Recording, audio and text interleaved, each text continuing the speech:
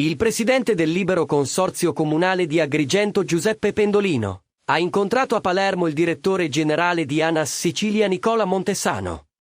Si è trattato di un incontro interlocutorio, in vista della riunione convocata dal prefetto di Agrigento Salvatore Caccamo per domani su alcuni aspetti della viabilità agrigentina, in particolare sulla possibilità di snellire il traffico nella statale 115 in seguito alla chiusura del viadotto Re per lavori di manutenzione straordinaria.